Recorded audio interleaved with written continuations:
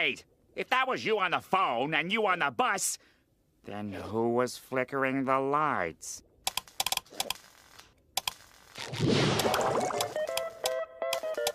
Nosferatu!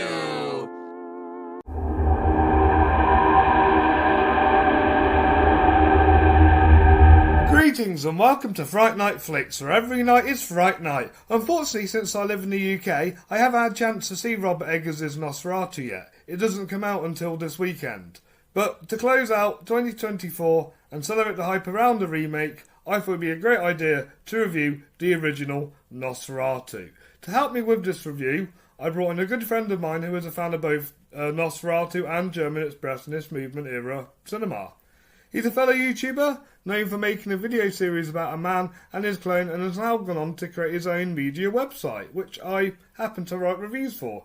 Everyone, it's my pleasure to introduce you all, Christopher Hyde.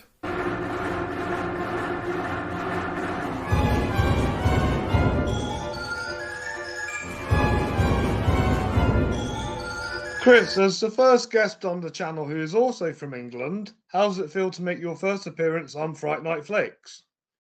It's great. Well, I've been following your work for ages. Obviously, we're close friends.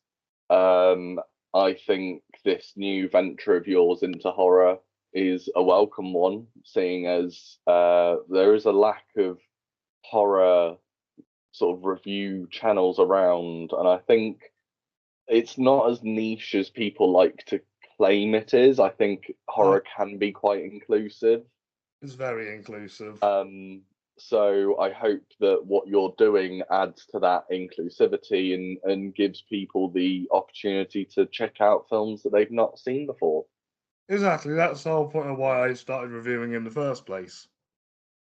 So yeah, it's nice to be on. I'm not usually a fan of doing sort of talky things like this, but as a a media maker myself, I like to talk films, so I think this is the perfect video to do so.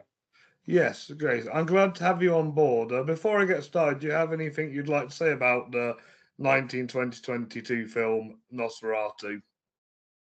So I think it's important to acknowledge that let's be honest, it's 102 years old. Yeah, 100.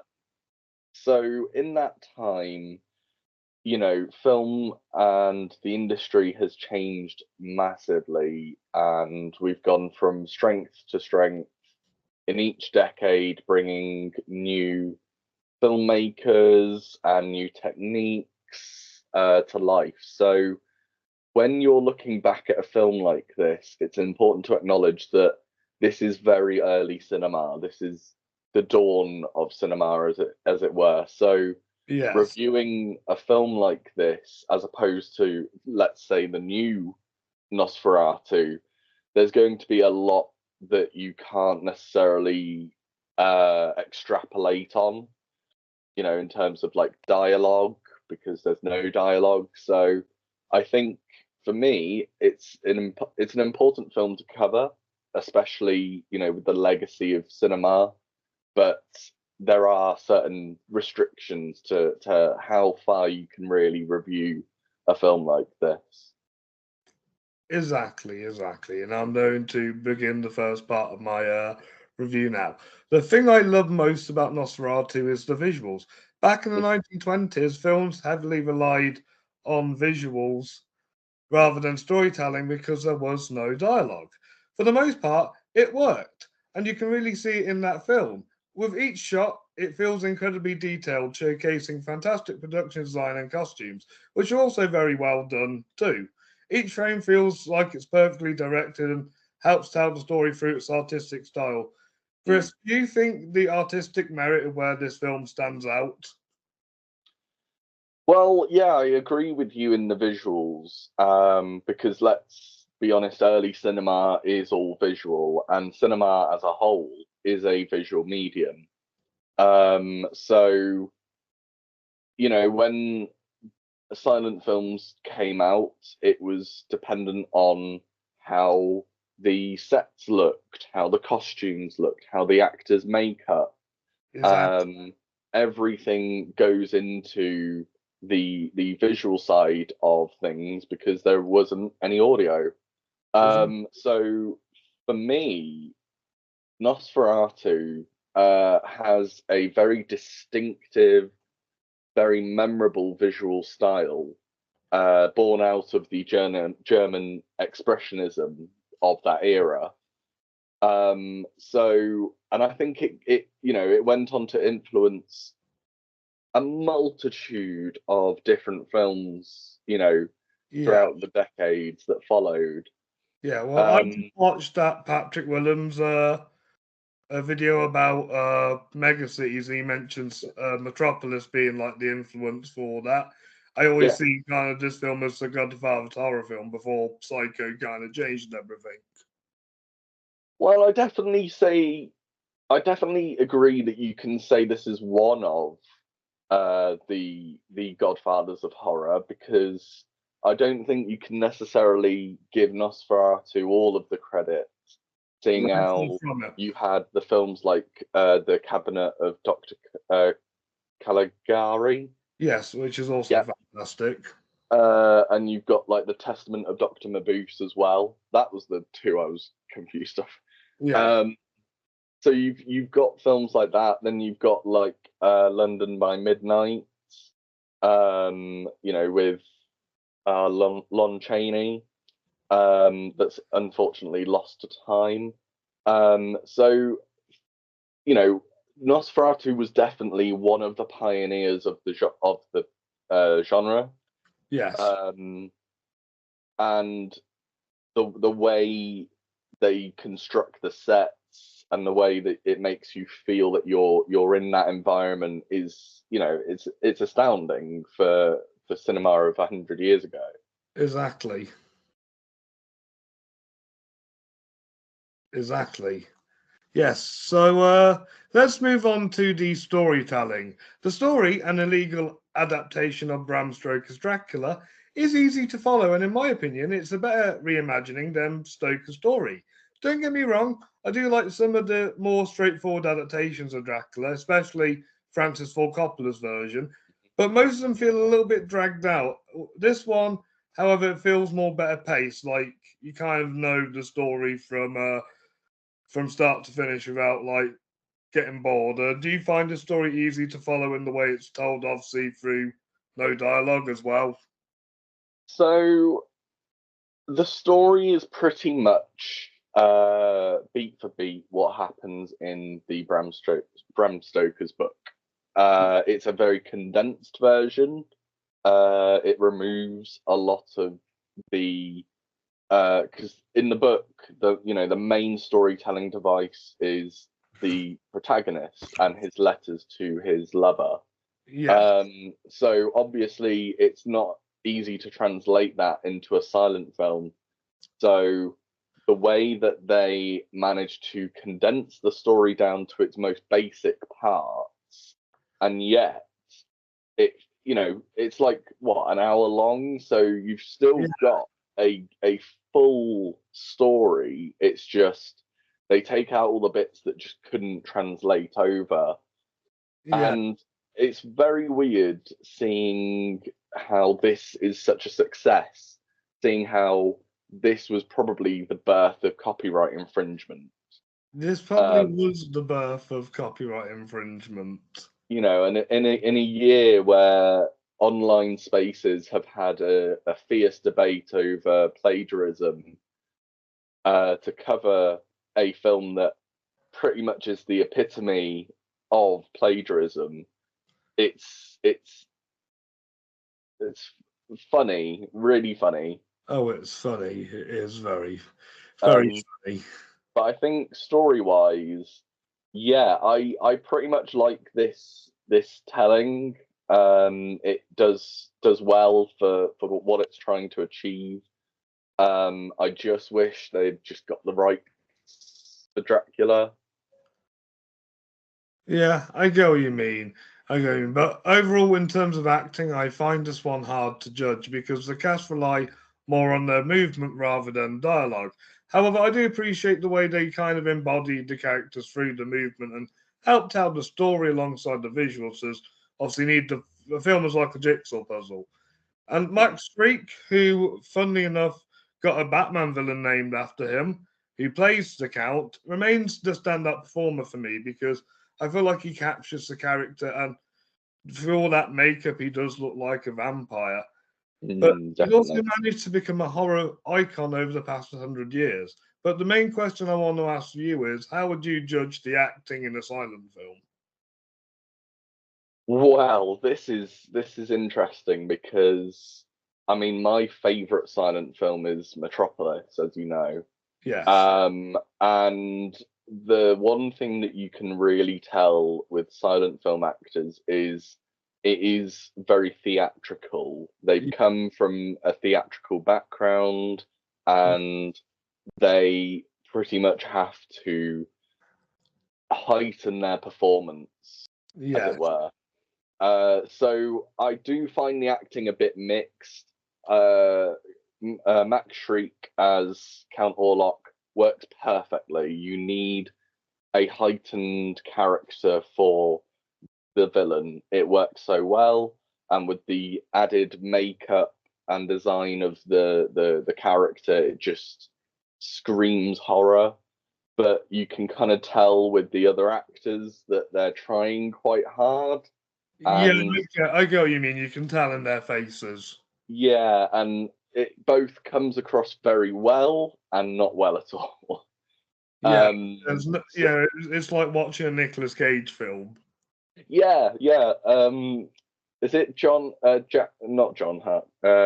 What's the main character's name? I can't remember. Something Harkness. Is it? I can't remember. Thomas. That's the one. Yeah, So he was just like pretty much in every shot, just going above, yeah, turning the dial up to 11. So it was quite difficult to take him seriously, but yeah, the other actors were fine. yeah, yeah. With Eggers having a big cast of players in his remake, I'm hoping that's the one thing that improves on in this new one. Mm, mm. That's the It's one. going to be very interesting to see Bill Skarsgård as Count Orlok because you've got, another actor who really embodies his characters. Exactly, exactly. And I heard Lily Rose Depp and Willem Dafoe are getting a lot of love as well. I think Willem Dafoe is going to be an interesting performance. I'm not quite sure about Lily Rose because I find she has pretty much one facial expression, I get what uh, you mean. and I'm really hoping that she does more than just that. I know what you mean. She's like Catherine Newton. She can only do one thing. Yeah. Yeah. But no, overall, Chris, I think Nosferatu is a timeless classic that still shines thanks to its storytelling, visual style, and Streak's performance. I understand a silent film might not be for everyone. It might not be their first choice either. But if you get the Mm. chance, I'm talking to the audience. If you get the chance, you should check this one out. It's one of the pioneers of the genre, and I give it a rating of a four out of five, and an 8 out of 10. Do you have any final thoughts on Nosferatu, Chris? Yeah, I think I agree with you in terms of the film isn't going to be for everyone, and silent films, especially, are ones that uh, are very difficult to get into, Yeah, but they're worth the time, especially when you want to see history immortalized in a film, because it does give you an insight into the production processes of the 20s. We don't have a lot of records in terms of how, footage and photographs and whenever I see a film, this doesn't necessarily mean silent film, but any film, um, you know, classic film, it's like you're seeing a time capsule yeah, from that era. So for me, when I watch Nosferatu or Metropolis or even Casablanca, it's like I'm seeing a window into a time that you can never go back to. That's how I see these old classic movies. And, you know, I agree with you. It is pretty much an 8 out of 10. It could have been better, but obviously we're going to see in January how Eggers can elevate the original work. Well, this is his favourite movie, Chris. I'm pretty sure he's going to try and make it as good as he can. One thing I found interesting is he actually made this into a theatre production. No way. Yeah, so there's a featurette that came out, and he had been working on this, I think, for about 20 years. Wow. And first adapted it as a theatre production, and it was a silent film theatre production, so there wasn't any dialogue. Okay. So the fact that he's already attempted the production before, and that production was so successful, his friends said, "You've got to make it a movie." I really do think he's gonna elevate what we've seen before and do something extraordinary. I think you will. I think you will. What I like about Eggers is that each film is better than his last.